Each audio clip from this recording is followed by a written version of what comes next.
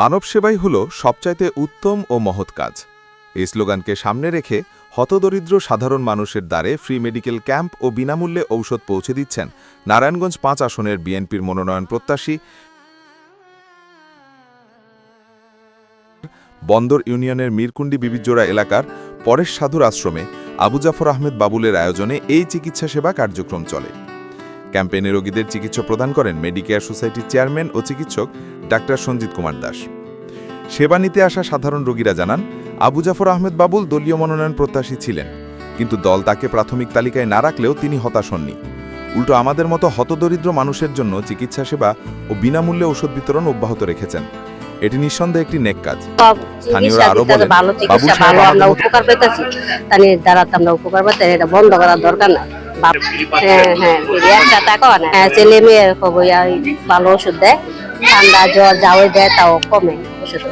আমরা চাই যেভাবে আমাদের সেবা দিয়ে যাচ্ছেন এই আবু জাফর বাবুল আহমেদের আয়োজনে এই উদ্যোগটা অনেক সমাজের জন্য অনেক একটা কল্যাণকর বিষয়। আমরা চাই এটা যাতে আরো দীর্ঘদিন ভাবে চলতে থাকে, কারণ এর দ্বারা মানুষ, অসুস্থ মানুষ যারা আছে, যারা চিকিৎসা নিতে পারে না, টাকার অভাবে চিকিৎসা, অনেক যারা গরিব তাদের কিন্তু চলতে অনেক কষ্ট হয়।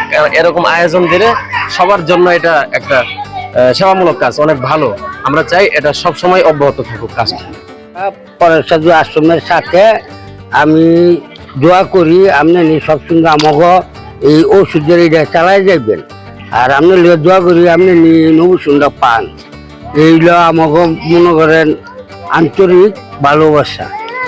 এখন রিক্সা ড্রাইভার, রিক্সা চালে খাই। আমি বাবুল সাহেবের এখানে যে ইয়েটা দিছে, এখানে ওষুধ নিয়ে গিয়ে আমার খুব উপকার হয়েছে এবং আমার বাড়িয়ালিরও খুব উপকার হয়েছে। এই জন্য আবার আমি প্রতি সপ্তাহে সপ্তাহে এখানে ওষুধগুলি আসি। যাক, আমি দোয়া করি বাবুল সাহেব যেন এবার যেন এখানে নমিনেশন পায় এবং যেন সে পাশ করতে পারে। উনি থাকলে আমাদের উপকার গরিব মানুষের হইবেই।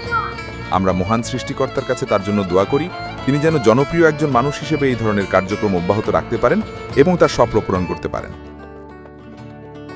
ওনার যদি আমাদের মাঝে থাকে তাহলে অনেক উপকার হবে। আর আমরা সবাই চাই উনি যাতে আমাদের মাঝে সবসময় থাকে, যাতে সবসময় এই সেবাটা চালিয়ে যেতে পারে। আমরা আমরা গ্রামবাসীরা সবাই ওনার জন্য দোয়া করি।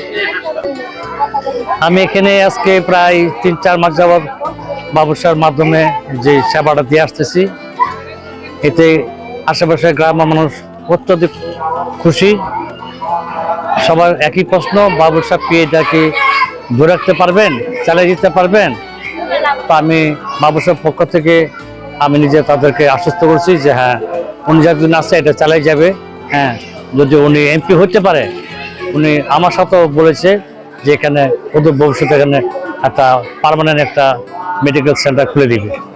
হ্যাঁ, আমি মনে করি উনি যদি পাস না করে এই কাজ, হ্যাঁ উনি করতেছে। উনি আগে বলেছে যে আমি পাস করি না করি, আমি এটা যতটুকু আমার সাধ্য আমি চালিয়ে যাব। যদি এমপি হতে পারি তাহলে আমি এটা পার্মানেন্ট একটা ক্লিনিক করে দেবো। জানেন, উনি কিন্তু সমাজসেবকমূলক অনেক কাজ আগেও করছেন, যেগুলো আমার দেখা মতে। এর আগেও আমি এই আশ্রমে আমি নিজে টাকা নিয়ে পরিশ্রমে অনেক সময় সেবা দিতাম। আমার ওয়াইফটা মারা গেছে আজকে প্রায় 9 মাস, উনি বিছনা পড়া ছিল 1 বছর।